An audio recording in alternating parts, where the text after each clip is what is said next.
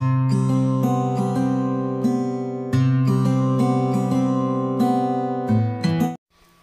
Friends, Radhe Radhe. तो आप सभी कैसे हैं? उम्मीद है आप सभी अच्छे होंगे, स्वस्थ होंगे, खुश होंगे और अपने अपने कामों में व्यस्त होंगे। तो आज मैं आप लोगों के लिए अजा एकादशी की कथा लेकर आई हूँ। इस व्रत कथा को सुनने मात्र से ही आपके सारे कष्ट दूर हो जाएंगे, आपके जीवन में आने वाली परेशानियाँ खत्म हो जाएंगी और जो जाने अनजाने हमसे जो पाप होते हैं वो भी इस कथा को सुनने से हमारे सब मिट जाते हैं। इस व्रत को करने से और इस कथा को सुनने से हमारे जीवन में सिर्फ खुशियाँ ही खुशियाँ आती है। तो चलिए अब कथा को शुरू करते हैं। भगवान श्री कृष्ण से कुंती पुत्र युधिष्ठिर कहने लगे कि हे भगवान, भाद्रपद कृष्ण एकादशी का क्या नाम है? व्रत करने की विधि तथा इसका महात्म कृपा करके कहिए। मधुसूदन कहने लगे कि इस एकादशी का नाम अजा है। यह सब प्रकार से के समस्त पापों का नाश करने वाली है। जो मनुष्य इस दिन भगवान ऋषिकेश की पूजा करता है उसको वैकुंठ की प्राप्ति अवश्य होती है। अब आप इसकी कथा सुनिए।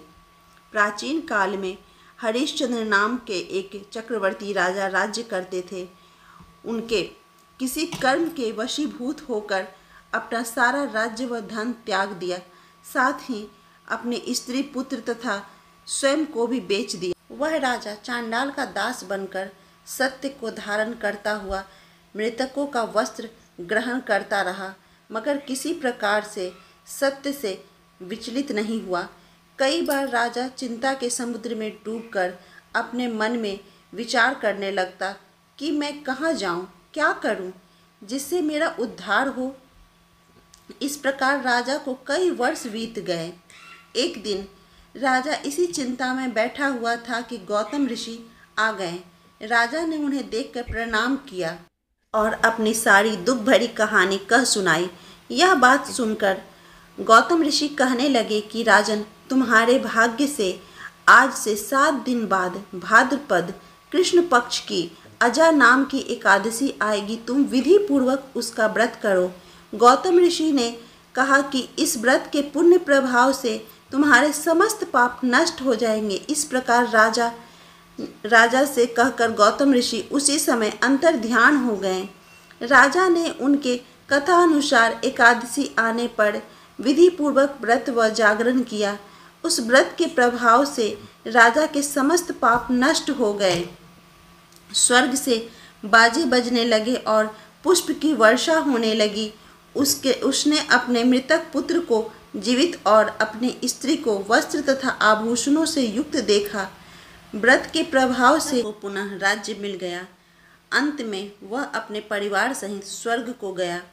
हे राजन, यह सब अजा एकादशी के प्रभाव से ही हुआ।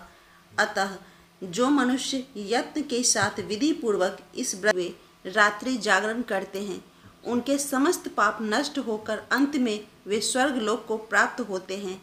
इस एकादशी की कथा के श्रवण मात्र से अश्वमेध यज्ञ का फल प्राप्त होता है।